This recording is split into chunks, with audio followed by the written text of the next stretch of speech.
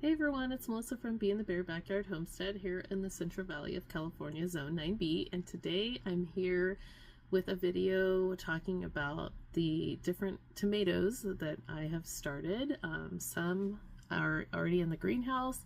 I started them here on my Haas heat mat that they sent me as part of the gardening club, and I have a video about the gardening club that's from earlier this month if you want to go check it out and see what that's all about. Anyways, and so I did start them in the trays they sent me and on the heating mat, and it worked really good.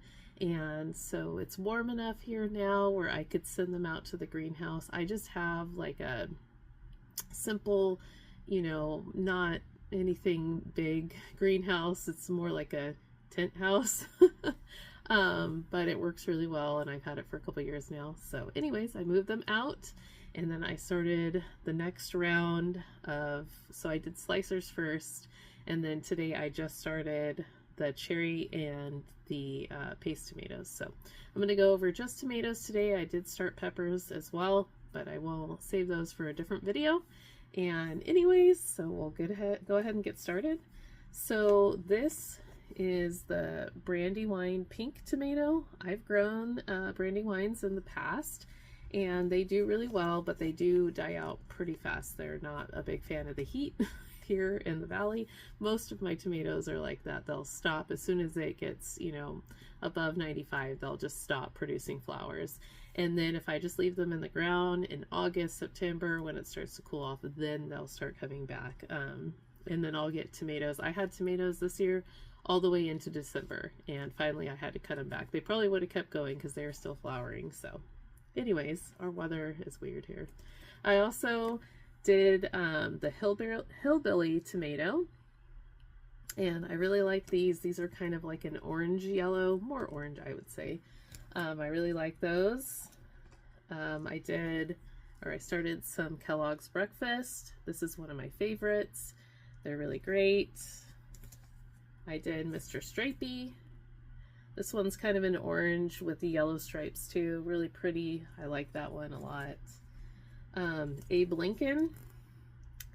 This is another one that I like that's just a red tomato. It's really great. I did have these organized by color, but they got unorganized. I'm doing Rio Grande. I've never done this one. It looks more like a paste tomato to me, but it says on here that it's a slicer. So anyways, I guess we'll check it out. It's new to me. If you've grown it before, go ahead and comment and let me know how it did for you. I also got these seeds from Haas Tools. This is the Haasinator hybrid variety. This is, theirs. Oh, it did come with a tag in there. I see it now. I missed it earlier. And then I also am doing Dr. Wyches, or Dr. Witchies, as Jess from Roots and Refuge Farms calls it. This is another favorite yellow tomato. It's really great. I'm doing the green Berkeley tie-dye. I just had a few seeds left of this, so I went ahead and planted them. These are really fun and neat tomatoes. They taste good too. Also, I'm doing the pink Berkeley tie-dye. Also had just a few seeds left, so I'm just doing, trying to use up old seed a lot too this year. I'm doing old German tomatoes. This one's another one that's kind of red and orange and yellow. It's really pretty. I'm doing Ace 55. I did Ace 55 last year, and they were really prolific. They did really well, so I'm hoping this year they'll do really well as well. And plus, well, Ace used to be my last name. And then finally in the slicers, I'm doing Paul Robeson. Robeson, yeah, that is what it is. I've not had like super good luck with this one. It's gotten disease pretty quickly, so I've only gotten like a few tomatoes, but they were really good, but then it got diseased and kind of died off, and so that was sad. Anyways, that's my slicing tomatoes. They popped up pretty good for the most part. The Cherokee purples, I don't know if I had that one in there. Anyways, I had to reseed those. That was some really old seed. And Cherokee Purples are my favorite tomato. I love those tomatoes. They're so good. And they usually do really well here for me. So for paste tomatoes, I'm doing Amish paste. This is my favorite paste tomato. They usually do really well for me. I'm doing Romas, which is also another one that does fairly well for me. And then, uh-oh, we got mixed up here. The other tomato I'm doing is San Marzano. Sorry, I threw the seed pack away because it was all gone. Those are super old seeds, so I did like plant those pretty thick. Just, you know, usually I only do like 2 or 3 seeds for newer packs, but the San Marzanos are pretty, at least 4 or 5 years old seed. So I did do those pretty heavy and I used the rest of them up. So that's for the paste tomatoes. So like I said, Amish, Roma, and then San Marzanos. I've had mixed results with San Marzanos. Last year's San Marzanos did really well. So I'm hoping this year will be good too. I'm also doing cherry tomatoes and pear tomatoes. So this one I'm doing the yellow pear tomatoes, and this reminds me of when I was little. My grandpa and I used to do pear tomatoes, and if I can find red pear tomato seeds, I will do those as well, because those were the ones that we grew most often when I was little. And then we also did these yellow ones, so they're just special, and when I saw the seed I was like, I have to do those. I'm doing some just basic red cherry tomatoes as well. I like to have a colorful basket, if you will. I'm trying out these Sun Sugar hybrid tomatoes from Haas Tools. This was another thing that I got in the gardening club box. And so hopefully these will be good. So I'll have yellow and red and orange.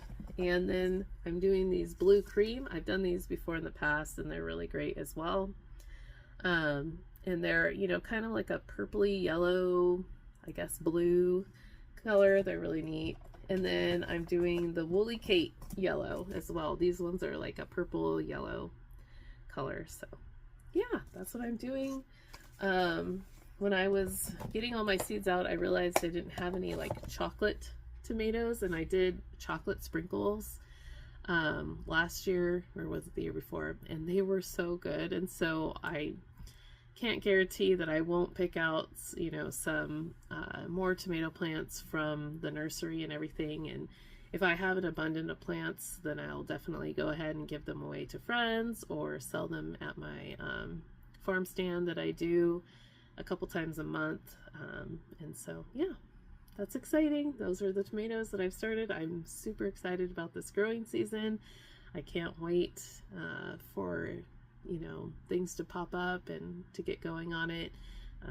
And yeah, so I'll have the pepper video coming out soon of what peppers I'm growing, and you'll get to see those. And I'm gonna go out and show you in the greenhouse my little tomato babies that have already popped up. So I'll be right back. Right, I'm out here in the greenhouse. It's a mess. I really need to clean it up. I should have gotten it ready before I started putting stuff out here, but anyways, so here's all my little tomato babies. They got a little leggy inside, but that's okay, they're outside. So I did go ahead and reseed my Cherokee Purples, so hopefully they'll start coming up. And yeah, that's my slicers. So if you enjoyed this video, you know, comment, tell me what you're growing, what tomatoes you're growing this year, what things that you suggest that I grow. Like I said, I really want to try and find some either chocolate sprinkle seeds or a plant. I'm probably going to be checking out some nurseries here soon to see what's going on. And yeah, so if you're growing something cool, let me know about it. I want to hear about it. And I'll turn to see my little friends. Here they are. Anyways, I hope you guys have a great weekend, and I'll see you next week with an Azure haul on Wednesday morning. So I'll be posting that in the afternoon of what I got at Azure this time around, and I hope to see you guys soon. Have a great day.